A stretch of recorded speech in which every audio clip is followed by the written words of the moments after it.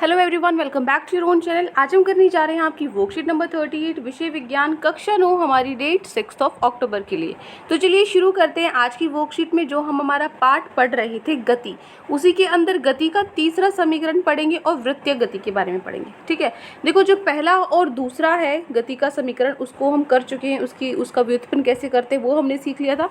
आज जो तीसरा समीकरण है उसका व्युत्पन्न कैसे करते हैं वो हम सीखेंगे। ठीक है, चलो स्टार्ट करते हैं पहले ग्राफीय विधि द्वारा। तो ग्राफीय विधि द्वारा वही जो सेम ग्राफ है आपका पहले और दूसरे समीकरण में लगा था, वही सेम टू सेम ग्राफ वही है। ठीक है, तो इसी से करेंगे। किस तरीके से करेंगे हम, ये किसका संबंध बताता है? संबंध बताता है ये स्थिति और वेग का। ठीक है, वेग हो गया और समय हो गया। यहाँ पे इस एक्स अक्ष पे आपने ले लिया, एक्स अक्ष पर समय और वाई अक्ष पर हमने ले लिया वेग। सबसे पहले क्या करना है, आपको पता है कि एक समान त्वरण से चल रही वस्तु का वेग समय ग्राफ हमें लेना है, जिसके अंदर B, जो बिंदु B है, ठीक है, ये एक्स अक्ष पर हमने इसका लंब खींचा इस तरीके से। ठीक है, यहाँ पे ये क्या है, लंब है, 90 डिग्री का कोण बना रहा है। ठीक है, तो जो ये दिया गया ग्राफ है एक ऐसी वस्तु के वेग समय के वेग में समय के साथ परिवर्तन को दर्शाता है जो एक समान त्वरण A से चलती है। ठीक है, मतलब त्वरण कितना है, A। तो वस्तु का जो प्रारंभिक वेग है उसको हमने माना u और अंतिम वेग को माना v। ठीक है, कितने समय में हुआ ये, t समय में हुआ। ठीक है, सो यहाँ प्रारंभिक वेग क्या है, OA है ना, ये देखो OA क्या है, प्रारंभिक वेग, और आपका BC क्या है, अंतिम वेग, और t क्या है आपका, जो OC के बराबर है, समय अंतराल।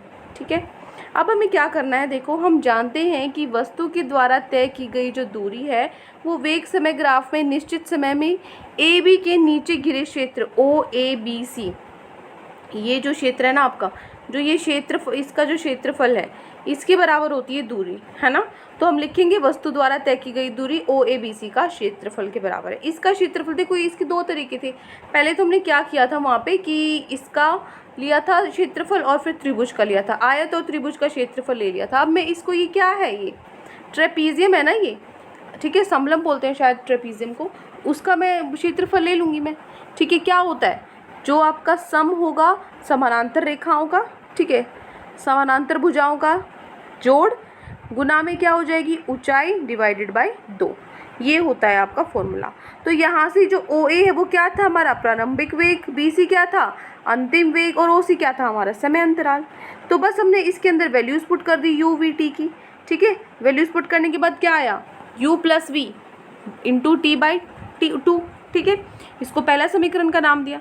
तो यहाँ से गति के पहले समीकरण में जो V = U + AT है, यहाँ से जो आपका T है, देखो मैं इसको ऐसे लिख सकती हूँ ना, V = U + AT। ठीक है, ये है U + AT, ये U इधर प्लस में, इधर आके माइनस में हो जाएगा, इधर सिर्फ AT रह गया। अब AT के साथ गुना में है, जब नीचे आएगा तो वो क्या हो जाएगा, इसके साथ विभाजित हो जाएगा। T क्या आ जाएगा, ये आ जाएगा ना V - U/A, वही तो लिखा है यहाँ पे। ठीक है, तो जो ये T की मैंने वैल्यू रखी है ना, निकाली, इस T के अंदर मैं रख दूंगी, यहाँ पे रख दूंगी इसकी वैल्यू। ठीक है, तो जो ये सूत्र था हमारा U + V/2 तो सेम रहेगा, बस T की जगह मैंने क्या लिख दिया, V - U/A। ठीक है, तो ये हमारे पास आ जाता है। अब इसमें देखो हमारा समीकरण U + V U - V form, वो है ना समीकरण कौन सा था, जो सर समीकरण थी हमारी, A + B A - B क्या होता है, A² - B², वो हमने रख दी V² - U²। 2 है ऊपर जाके मल्टीप्लाई में हो जाएगा, 2AS = V² - U²। ये क्या आ जाएगा, हमारा आंसर आ जाएगा। ठीक है, ये क्या है, गति का तीसरा समीकरण। तो ये हो जाता है हमारा जो व्युत्पन्न करना था हमें ग्राफीय विधि द्वारा वेग एवं स्थिति में संबंध। क्लियर। अब आते हैं हम वृत्तीय गति पर। ठीक है, तो देखो क्या आप, मुझे एक क्वेश्चन है छोटा सा, कि कोई ऐसा भी कोई परिस्थिति हो सकती है, ऐसी भी कोई सिचुएशन हो सकती है जहाँ पे वस्तु की चाल तो समान है लेकिन जो उसका त्वरण है फिर भी वो होता रहता है। ठीक है, तो देखो ऐसी परिस्थिति कब होती है, जब एक समान वृत्तीय गति की अवस्था में होती है। ठीक है, वृत्तीय गति की मतलब आपकी जो गति है वो कैसी होती है, एक समान वृत्तीय गोलाई जैसे गोल उसमें होती है। ठीक है, तो मान लो इसका उदाहरण क्या है, यदि एक पत्थर को धागे से बांधकर एक ही स्थान पर खड़े रहकर समान गति से लगातार हम घुमाते हैं, तो ये किसका, देखो उस जो स्पीड है ना उसमें उतनी ही रहेगी, चाल उतनी ही रहेगी घुमाते वक्त, लेकिन दिशा बदल रही है। यहाँ पे दिशा अलग है, यहाँ अलग है, यहाँ अलग है, दिशा बदल रही है, तो क्या होगा, यहाँ पे दिशा का लगातार परिवर्तन हो रहा है लेकिन उसकी चाल समान रहती है। ठीक है। सो इस प्रकार की गति को हम क्या बोलते हैं, एक समान वृत्तीय गति कहते हैं। ठीक है, यहाँ पे आपको दिखाया भी गया हुआ है, देखो यहाँ पे हर जगह इसकी जो दिशा है वो अलग है, चाल एक समान है। तो एक समान वृत्तीय गति को हम कैसे परिभाषित कर सकते हैं, जब एक वस्तु वृत्तीय पथ पर एक समान चाल से चलती है तब उसकी गति की एक समान गति को क्या बोलते हैं, एक समान वृत्तीय गति कहा जाता है। उदाहरण जैसे वृत्तीय पथ पर दौड़ता धावक, पृथ्वी के चक्कर लगाता सैटेलाइट, ये सब किसके उदाहरण है, एक समान वृत्तीय गति की।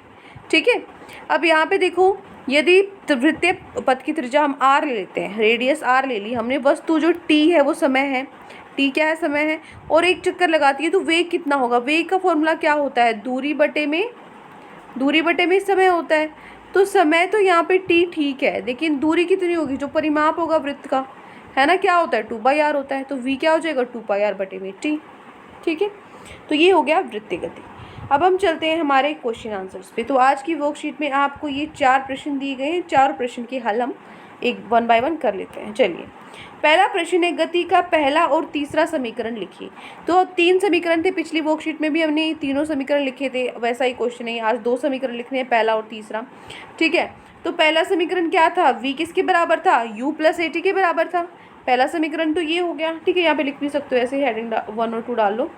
ठीक है, उसके बाद तीसरा समीकरण क्या था, तीसरा समीकरण अभी हमने किया था, लेकिन अभी हमने किस तरीके से किया था, आप इसको इन दोनों में से ना कोई भी वो कर सकते हो, किसी भी तरीके से लिख सकते हो, अथवा लिख के, मतलब ये ठीक है बिल्कुल, लेकिन अभी अगर आप जिस तरीके से मैंने लिखाया था, यहाँ पे क्या होगा, बस u इधर चला जाएगा। ठीक है, v - u² = 2as, ये था। अभी दोनों ही सेम चीज़ है, दोनों एक ही तो चीज़ है, बस तरीका अलग है लिखने का, तो दोनों बिल्कुल ठीक है। अगर आप चाहते हो कि हम तो इसी तरीके से लिखेंगे जैसे वर्कशीट में, तो आप ये भी लिख सकते हो, वरना ये भी बिल्कुल ठीक है। ठीक है, आप कुछ भी लिख सकते हो आप इसमें से। क्लियर, तो ये हो गया आपका प्रश्न नंबर 1। आगे बढ़ते हैं हमारे प्रश्न नंबर 2 पर। दूसरा प्रश्न क्या है कि गति के तीसरे समीकरण को वेग समय ग्राफ से हमें व्युत्पन्न करना है। अभी हमने किया था, इसको कैसे करेंगे, देखो, मान लीजिए जो आपका ग्राफ है, सबसे पहले ग्राफ बनाना ज़रूरी है। ठीक है, बच्चे पूछ रहे थे कमेंट्स में कि ग्राफ बनाना है कि नहीं, बिल्कुल, ग्राफ के बिना पूरी डेरिवेशन लिखोगे गलत है, क्योंकि उसको क्या पता OA क्या है, OC क्या है, वो सब तो इसी में है ना, तो ग्राफ ज़रूरी है बनाना आपके लिए। ठीक है, चलिए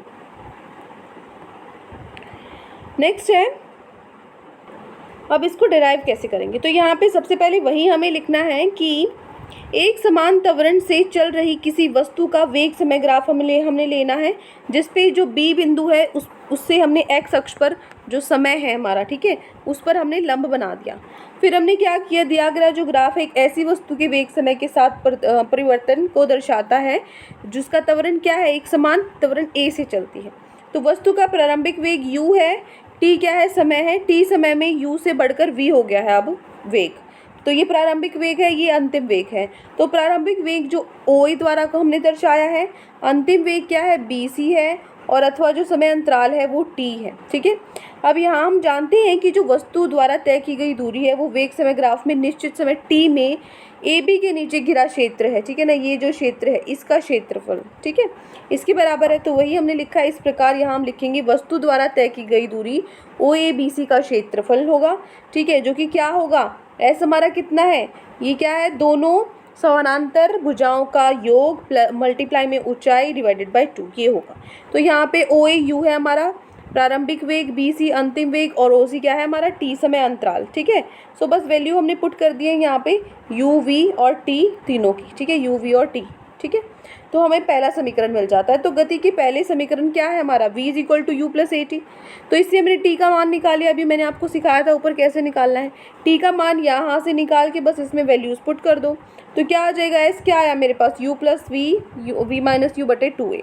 तो यहाँ से क्या हो जाएगा, v² a² - b², तो v² - u² 2as के बराबर होगा। ठीक है, तो ये हो जाता है मेरा दूसरा, मतलब जो तीसरा समीकरण है वो। ठीक है, उसको हमने व्युत्पन्न करना। क्लियर हो गया। तो ये आपका प्रश्न नंबर 2। आगे बढ़ते हैं हमारे प्रश्न नंबर 3 पर। प्रश्न नंबर 3 क्या है, एक समान वृत्तीय गति के 3 उदाहरण आपको बताने हैं। कौन से उदाहरण होंगे, सबसे पहले समान वृत्तीय गति के उदाहरण क्या होंगे, पहला वृत्तीय पथ पर दौड़ता धावक, ठीक है, जो आपका सर्कुलर ट्रैक है इस पे दौड़ रहे हैं हम, तो क्या होगा, ये एक समान वृत्तीय गति का उदाहरण होगा। दूसरा, पृथ्वी के चक्कर लगाता सैटेलाइट, ये आपकी पृथ्वी है, इसके चारों तरफ सैटेलाइट चक्कर लगा रही है, वो भी किसका उदाहरण है, एक समान वृत्तीय गति का। फिर तीसरा, रस्सी से बंधे पत्थर को, हमने एक पत्थर को रस्सी से बांध लिया और उसको चारों तरफ घुमा रहे हैं हम, वो भी किसका उदाहरण है, एक समान वृत्तीय गति का। ठीक है, तो कोई 3 उदाहरण लिखने थे, इनके अलावा भी आप कुछ भी लिख सकते हो। इलेक्ट्रॉन का भी लिख सकते हो, जो न्यूक्लियस होता है ना हमारा, केंद्रक होता है, उसके चारों तरफ जो घूम रहे हैं आपके इलेक्ट्रॉन हैं, वो भी किसका उदाहरण है, एक समान वृत्तीय गति का। ऐसे ही जो घड़ी है एक पॉइंट पे वो घूम रही है, अगर समान गति से घूम रही है, वो भी किसका उदाहरण है, बहुत सारे उदाहरण है। ठीक है, मैंने 5-6 तो मैंने ही बता दिए। क्लियर? तो ये हो गया आपका प्रश्न नंबर 3 का हल। आगे चलते हैं प्रश्न नंबर 4, जो आखिरी प्रश्न आपकी वर्कशीट का, ये है प्रश्न नंबर 4। ठीक है, यदि एक एथलीट 100 मीटर की त्रिज्या वाले एक ट्रैक पर एक चक्कर 1 मिनट में लगाता है तो उसकी चाल का परिकलन करना है आपको। तो देखो, ट्रैक की त्रिज्या कितनी दे रखी है, 100 मीटर दे रखी है। त्रिज्या क्या होगी, ये आपका ट्रैक है, ये आपकी त्रिज्या होगी। ठीक है, ये कितनी है, 100 मीटर है। तो एक ट्रैक की त्रिज्या आपको 100 मीटर दे रखी है। ट्रैक का परिमाप क्या होगा, फिर वृत्त का परिमाप क्या होता है, 2πr होता है। तो 2 पाई क्या हो जाएगा, 22/7, r क्या हो जाएगा, 100।